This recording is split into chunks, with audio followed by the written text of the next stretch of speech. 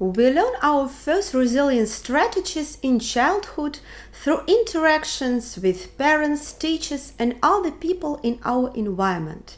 When parents repeatedly respond to a child's smile with a smile back, gentle touches, playful cues, and empathy, new neural circuits will be formed in the child's brain that are based on feelings of safety and trust. If the parents mostly calmly respond to the child's experiences and needs, changing the diaper on time, feeding or hugging him, the child learns to calm himself. Such feelings as I am important, I am needed, and I am loved take root. A child also learns that asking for help gets a response and that there are solutions to problems. In other words, basic models of resilience are created. If a grown child sees that he is valued and understood, even if parents cannot always do everything the child wants, a sense of own competence and self-confidence will develop. One of the first experiences of resilience is also learning to express our own needs and desires to others, mastering different strategies to satisfy those needs, believing that we deserve all the good things. Resilience will grow as we learn to deal with feelings of fear, anger, grief, and shame. As we grow older, our brains learn to navigate an increasingly complex world, primarily through interactions with other resilient people, teachers, coaches, older siblings, peers, partners, therapists. We are even influenced by life role models, history, and literature. Just through interaction with other people, we learn to cope with disappointment, resolve conflicts, motivate others, or find non-standard solutions. So, if a reliable foundation is laid in childhood, a person trusts in his ability to react effectively and is more open to new experiences, learning new opportunities, and is able to take advantage of these opportunities.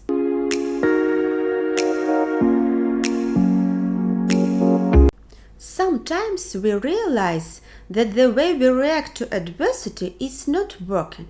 We find ourselves losing our temper over small things or avoiding our boss to avoid criticism.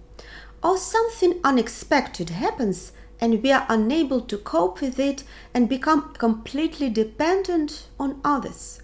This happens because some patterns of our thinking and behavior become unsuitable in new life conditions. So, in order to cope with this change, we have to change how we think about it and how we react to it. We usually cannot change our environment and the stresses that affect us, but we can certainly influence how we respond to these stresses. In order to increase resilience, you can use various resources like acquiring psychological self-help skills and strengthening certain inequalities. You shouldn't do everything at once. It's best to change things gradually, first working on your weaknesses or on what is most important to you at the moment. After all, our brain has an amazing ability called positive neuroplasticity.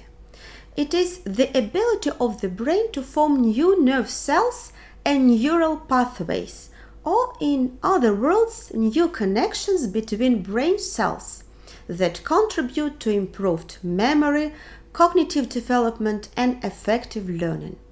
The ability persists throughout life. The more you train a certain belief, the more you think about something or act in a certain way, the more it becomes ingrained in your brain. But the opposite is also true. Thoughts and actions that rarely occur change the structure of the brain as well. The neural pathways responsible for them weaken. When you focus on your quality, skill, or belief that you want to work on, you activate certain neural pathways. This process can be compared to lifting weights. If you want to lift 100 kilograms, you will not succeed immediately. You start training with a light weight and gradually increase it. You won't be able to lift 100 kilograms dumbbell for a while, but the day will come when you can. But every day you train matters, because every day you become stronger. Same with your brain. With practice, you stimulate certain neural circuits, making them more active and stronger. Once you increase your brain's lifting capacity through neuroplasticity, you can change any stable or even deep-seated internal pattern. This process can be also compared to a walk in the forest. Beaten paths become wider and easier to walk. Neuropsychological studies have shown that there are 4 areas of the brain that are associated with psychological resilience. The resilience skills can be divided in 2 groups: self-knowledge or self-awareness and practical changes. Increasing self-awareness is the first step to change, because you are what you think about yourself. But this is not enough. That's why, after you understand yourself better, you need to learn specific practical skills and implement them in your everyday life. You can make a difference in how well you deal with failure. A lot depends on your thinking style. Thinking style is how we see the world and interpret events. Our basic thinking styles are formed in childhood under the influence of our parents' beliefs, their parenting style, first life experience with peers, and so on. In order to get to know yourself better, start paying attention to which unpleasant situations derail you the most and to notice what they have in common. Because it's not the situation itself that causes your feelings and behavior, but what you think about. The same situations can cause different feelings and behavior in different people.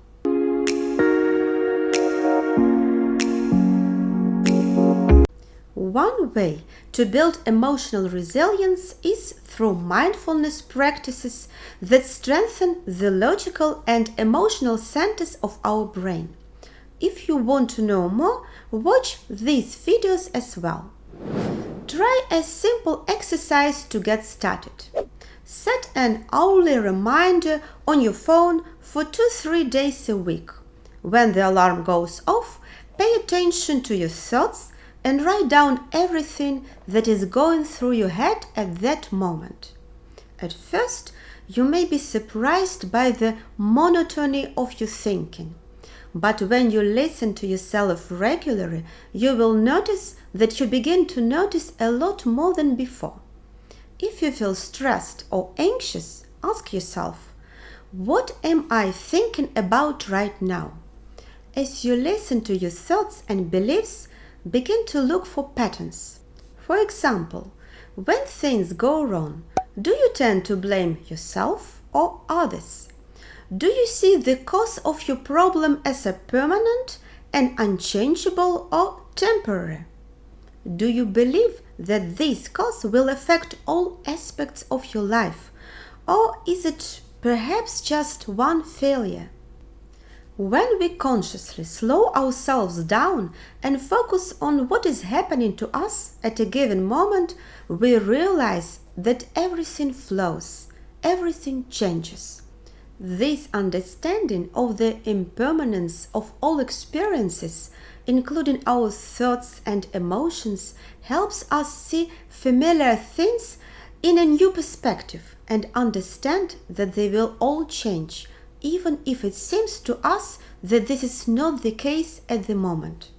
This approach allows you to take a step back and see different ways of solving problems, including more effective ones. In this way, we learn to respond flexibly, and flexibility is an important component of resilience.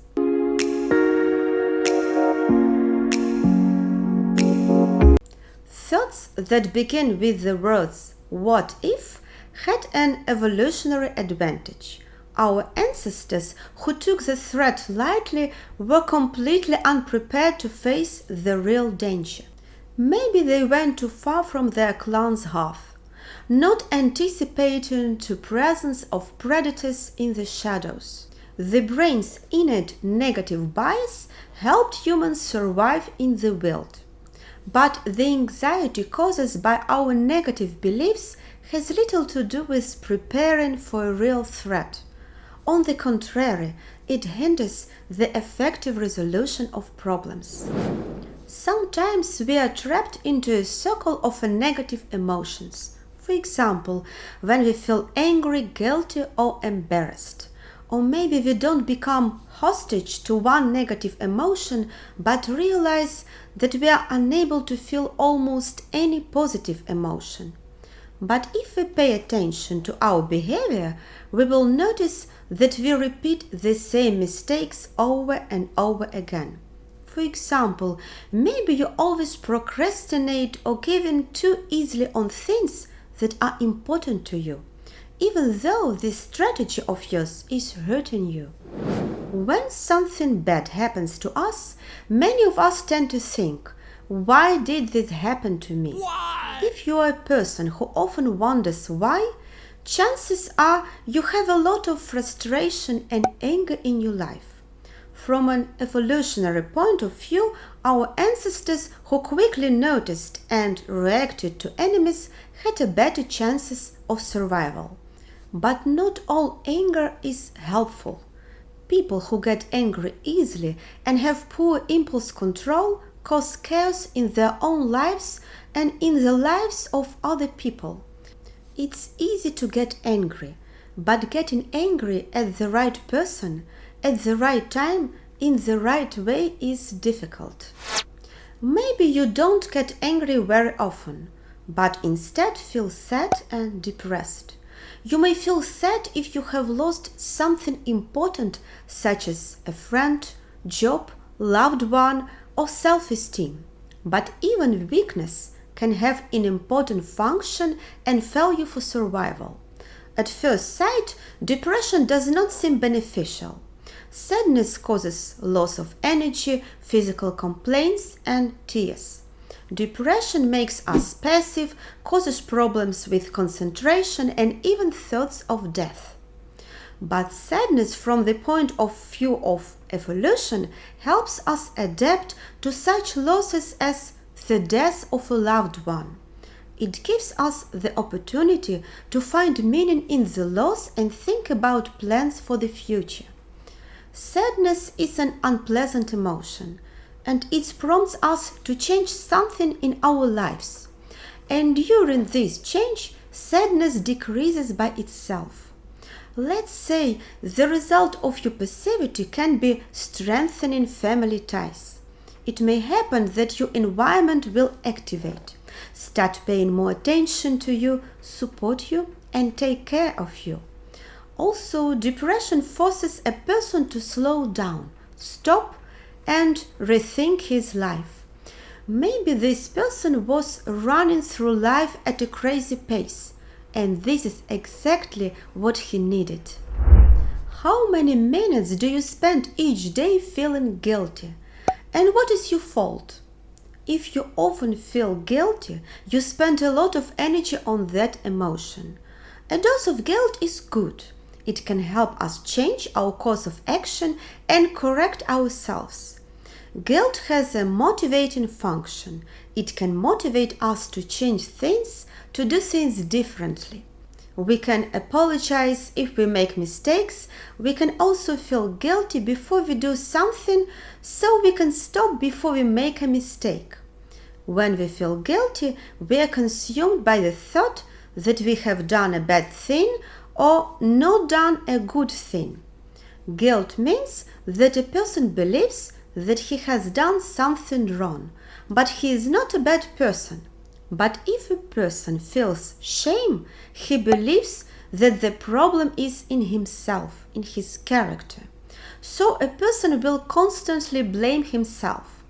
It's important to be aware of the difference between shame and guilt. because shame is toxic. Guilt makes adaptation easier. It helps us to correct something and change it for the better. But shame is destructive. He makes us powerless. We can find a way to change our behavior, but feel hopeless when we try to change our character. Take a moment each day to think about your current emotions and reactions to failures, challenges, and new experiences. Although we cannot control what happens to us, we can learn to control our thoughts and behaviors and how we react to life. By realizing this, we can identify what we need to change and find the tools we need to become more resilient and able to cope with challenges. And if you want to see more of this content, subscribe, turn on the notification bell, and support this video with a thumbs up. Thank you for staying with me. See you soon.